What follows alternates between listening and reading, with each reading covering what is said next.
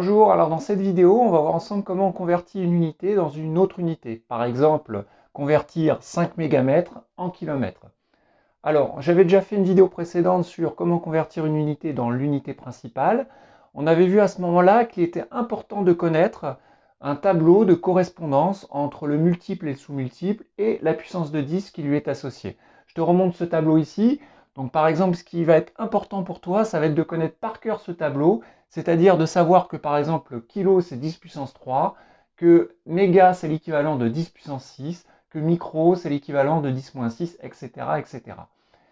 Alors, c'est rare quand je dis il faut apprendre par cœur les choses comme ça, un peu bêtement, entre guillemets, mais là, évidemment, ça va énormément te servir et grâce à ça, tu n'auras plus du tout de problème de conversion.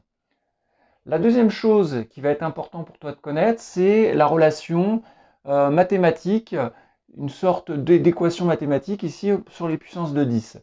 Quand tu fais cette opération sur les puissances de 10, 10 puissance A fois 10 puissance B, tu sais que le résultat finalement c'est 10 puissance, et là tu additionnes les exposants des deux puissances de 10 précédentes. Donc on va s'aider de cette relation-là pour voir ensemble la méthode pour pouvoir convertir ensemble 5 mégamètres en kilomètres. Alors allons-y, partons sur la méthode. Donc tout d'abord, il faut, comme on l'avait vu, voir ensemble les multiples. Alors, les multiples ici, tu as le multiple méga. Tu sais que le multiple méga, le tableau, tu l'as appris par cœur, c'est 10 puissance 6. Et tu veux convertir ça en kilomètres. Alors, kilomètres, tu as ici, je vais prendre ma petite brosse, je vais effacer ça parce que je vais avoir besoin de la place. Donc, on va remplacer le multiple kilo par aussi une puissance de 10 qui sera la puissance 3 ici, 10 puissance 3. Donc la méthode consiste dans un premier temps, on va passer des mégamètres en mètres. On va passer par cette étape-là. Donc si tu as suivi la vidéo précédente, eh bien, il suffit de remplacer le multiple méga par sa puissance de 10. Donc ça te fait 5 fois 10 puissance 6 mètres. Une fois qu'on a fait ceci, eh bien, il faut regarder ce que l'on veut. On veut des kilos, c'est-à-dire on veut 10 puissance 3 à partir de 10 puissance 6. Donc il va falloir faire apparaître ce 10 puissance 3 dans la puissance de 10 ici qui est 10 puissance 6. Donc comment je peux décomposer 10 puissance 6 en faisant apparaître 10 puissance 3? Eh bien je vais simplement écrire, je vais écrire le 5, évidemment je ne touche pas au nombre ici, et je vais écrire que 10 puissance 6 c'est 10 puissance quelque chose, voilà, pour l'instant je vais mettre un petit a, fois 10 puissance 3 mètres. Tu vois, j'ai décomposé ma puissance de 10 en deux puissances de 10 que je multiplie. Je fais apparaître évidemment la puissance de 10 que je cherche, c'est-à-dire celle qui correspond au préfixe kilo. Et donc maintenant, on voit qu'il est facile de deviner quelle va être la valeur de l'exposant petit a, puisque 10 puissance a fois 10 puissance 3 doit me donner 10 puissance 6. Petit a ne peut prendre la valeur que de 3. Donc on voit bien que on a 5 fois 10 puissance 3 fois 10 puissance 3 mètres. On voit bien que 10 puissance 3 fois 10 puissance 3, ça fait bien 10 puissance 6. Et qu'est-ce qu'on voit apparaître? Eh bien, on voit apparaître ce que l'on cherchait évidemment.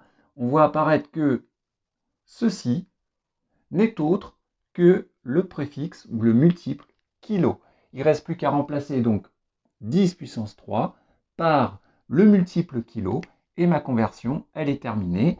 J'ai donc 5 fois 10 puissance 3 kilo, que je réécris mètres. Voilà, donc on vient de voir ensemble la méthode qui s'appuie sur les puissances de 10 et qui te permettra de convertir n'importe quelle unité dans une autre unité.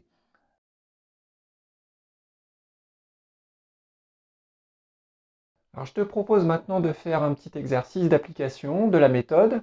Donc tu as ici 4 exemples qui te sont donnés, donc 7 micromètres à convertir en millimètres, 2 téraoctets à convertir en mégaoctets, 5 kV à convertir en millivolts, et enfin 74 mètres à convertir en micromètres.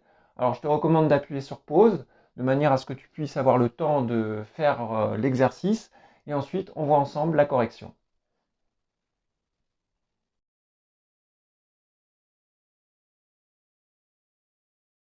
Alors, on est parti sur la correction. Donc, tout d'abord, on va regarder la première conversion à faire. Donc, 7 micromètres à convertir en millimètres. Alors, on va toujours appliquer la méthode qu'on a vue tout à l'heure. Donc, on va voir ensemble le sous-multiple micro, donc qui est l'équivalent de 10 puissance moins 6. On voit que le sous-multiple milli ici est l'équivalent de 10 puissance moins 3. Et donc, on va maintenant convertir micromètre en mètre, puis ensuite essayer de chercher la puissance de 10 qui, multiplié à 10 moins 3, nous redonnera 10 moins 6. Alors tout d'abord, on convertit 7 micromètres par 7 fois 10 puissance moins 6 mètres. Puis ensuite, on va faire apparaître le fameux 10-3 que l'on cherche. Donc, le 10-6, je vais dire que c'est une puissance de 10 que je vais chercher, multiplié par 10-3, la puissance de 10 que je veux évidemment faire apparaître. Donc 10-3 fois 10 puissance A doit me donner 10-6. Donc, qu'est-ce qui va me donner 10-6? Quelle sera la valeur de petit a pour trouver l'exposant moins 6 ici? Bon, on voit bien qu'on va s'aider encore une fois de la formule qui est là. Donc, si je fais 10 puissance a fois 10 puissance moins 3, ben, je vais avoir a moins 3 qui doit être égal à moins 6. On voit bien que la valeur de a doit être égale à moins 3, parce que moins 3 plus moins 3, ça fait bien moins 6. Donc, la puissance de 10 qu'il fallait trouver, c'était donc 10 moins 3. Et on remplace ensuite le fois 10 moins 3 qui est ici par ce que l'on cherche évidemment, le sous-multiple milli. Et donc ça me donne 7 fois 10 moins 3 mm. Dans ce deuxième exemple, on doit donc convertir 2 téraoctets en mégaoctets. On applique la méthode. Donc le préfixe téra ici, qui est un multiple, est l'équivalent de 10 puissance 12. Ici, le multiple méga est l'équivalent de 10 puissance 6. Donc, on va tout d'abord transformer les téraoctets en octets. Donc, 2 téraoctets, ça fait 2 fois 10 puissance 12 octets. Et, attention de ne pas confondre le 0 avec le petit o. Et ensuite, je vais essayer de faire apparaître 10 puissance 6 à partir de 10 puissance 12. Donc, je vais écrire que c'est 2 fois 10 puissance A fois 10 puissance 6, la puissance de 10 que je veux faire apparaître, octet. Et enfin, il n'y a plus qu'à trouver la valeur de petit a, qui, lorsque 10 puissance A est multiplié par 10 puissance 6, me donnera 10 puissance 12. Donc on voit bien que la valeur de petit a, ici, c'est 6. Donc on a 2 fois 10 puissance 6. Et enfin, ce fois 10 puissance 6 là, celui que l'on cherche évidemment, correspond au multiple méga. Donc je remplace 10 puissance 6 par méga et je réécris l'unité octet. Voilà, donc 2 téraoctets, et bien c'est 2 fois 10 puissance 6 mégaoctets. Dans ce troisième exemple, donc, on va convertir 45 kV en millivolts. Donc, on remplace le multiple kilo par 10 puissance 3. Le sous-multiple milli par 10 puissance moins 3. Et donc, on va tout d'abord convertir 45 kV en volts. Donc, ça fait 45 fois 10 puissance 3 volts.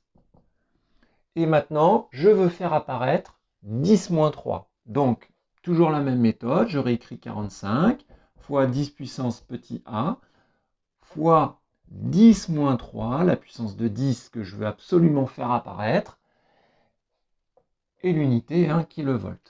Donc, 10 puissance a fois 10 moins 3 doit me donner 10 puissance 3. Donc, on voit bien que la valeur de petit a ici additionnée à moins 3 doit me donner 3. On voit bien que la valeur de petit a est forcément donc égale à 6, puisque 6 plus moins 3, donc 6 moins 3, nous donnera bien 3. Donc ici, tu as 45 fois 10 puissance 6, qui remplit donc la valeur de petit a, et on remplace fois 10-3 par le sous-multiple milli, que évidemment on cherchait à avoir. Voilà, donc 45 kV est donc égal à 45 fois 10 puissance 6 millivolts. Donc ici, dans ce dernier exemple, je te demande de convertir 74 mètres en micromètres. Donc ici, ce qui est intéressant, c'est que tu vois, ici, il n'y a pas de multiple ou de sous-multiple. Donc il va falloir, ça va être plus simple en fait, hein, mais lorsqu'il n'y a pas de multiple ou de sous-multiple, ici, eh bien, c'est l'équivalent de 10 puissance 0. Hein, 10 puissance 0, n'importe quel nombre à la puissance 0, ça vaut 1. Donc 10 puissance 0, c'est comme si je disais, bah voilà, c'est une fois le mètre. Donc finalement, c'est bien 74 mètres. Donc, il n'y a pas de conversion ici à faire en mètres, puisqu'on est déjà en mètres. Donc, on va passer tout de suite à l'étape suivante, qui est de se dire, bah voilà, 74 mètres, eh bien, je vais chercher une puissance de 10 qui, multipliée à la puissance de 10 que je cherche absolument à avoir, c'est-à-dire la puissance de 10 de micro, qui est 10-6. Donc, je vais écrire 10-6 ici, mètres, me redonnera 10 puissance 0. Alors, qu'est-ce qui 10 puissance a multiplié par 10-6 égale 10 puissance 0? Eh bien, on voit bien que a doit être égal à 6, puisque 6 plus moins 6, donc 6 moins 6, ça me donne bien 0 en exposant. Donc ici, on voit que a prendra forcément la valeur 6, et évidemment la puissance de 10 qui est ici, hein, qui correspond à micro. Donc on a 74 fois 10 puissance 6 micromètres. Voilà pour ce dernier exemple. Alors, je voulais te faire remarquer quand même quelque chose qui peut être intéressant, parce que faut toujours vérifier si on ne s'est pas trompé ou pas, si le résultat est correct ou pas. Il y a une manière quand même de voir si déjà on ne s'est pas trompé. Quand tu vois que tu passes d'une unité supérieure vers une unité inférieure, ici, donc du mètre vers le micromètre, la puissance de 10 forcément doit être supérieure à 1, puisqu'il y a évidemment plus d'un micromètre dans un mètre. Donc forcément, la puissance de 10 ici doit être une puissance positive. Par contre, quand tu passes par exemple l'inverse, hein, des micromètres à des mètres, eh bien cette fois-ci tu passes d'une unité plus faible vers une unité qui est plus grande, donc la puissance de 10 devra être, elle, négative, autrement dit un nombre inférieur à 1. Voilà, c'est terminé pour cette vidéo. J'espère qu'elle t'aura permis à mieux comprendre comment on convertit d'une unité dans une autre unité, quelles que soient les unités. Tu vois, c'est une histoire en fait de puissance de 10 en termes de méthode.